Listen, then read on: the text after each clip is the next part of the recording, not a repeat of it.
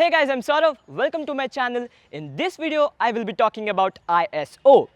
As in my previous videos, I said that photography is basically a structure made up of three different pillars. One is the aperture, second is the shutter speed, and the third is the ISO. Now, I have made two different videos on aperture and shutter speed, and the links for the videos are down in the description below. In this video, let's talk about ISO. Now, ISO is very important in photography because it is going to control your image quality. Now, let's see an example. For example, this particular shot is shot at a lower ISO, and as you can see, the image is very sharp, very crisp, and overall the image quality is very good. But the next image is shot at a higher ISO, but the image quality is not as good as it was before, right? So the ISO controls the image quality, but what exactly is ISO? The ISO is basically the sensitivity of the image sensor of your camera. Now, what does sensitivity mean? Sensitivity is basically controlling the amount of light required. For example, if the sensitivity of your image sensor is less, the amount of light required will be more. If the sensitivity of your image sensor is more, the amount of light required will be less. And the sensitivity is controlled by ISO. In our cameras, basically ISO are represented with numbers like ISO 100, you have 200, 400, 800 and so on. So basically higher the number, higher is the ISO, higher is the sensitivity and less is the amount of light required.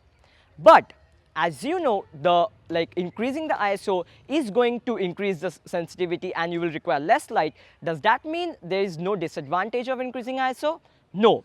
If you are increasing ISO, basically as you saw in the example previously, the amount of grains or the amount of noise in your image will increase. So when you're shooting, how should you decide what ISO you should shoot at? You should ask yourself three basic questions.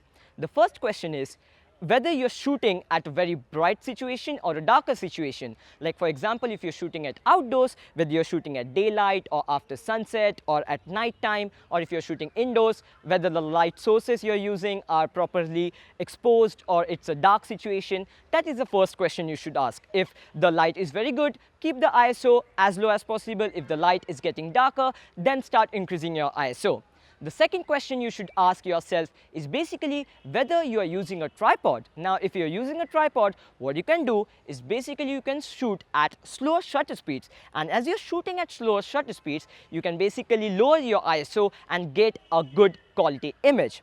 The third question you should ask yourself is whether you want to freeze the motion or whether you don't want to freeze the motion. So suppose you're shooting at a dim situation and you still want to freeze the motion, then you don't have any other option. You have to increase the ISO.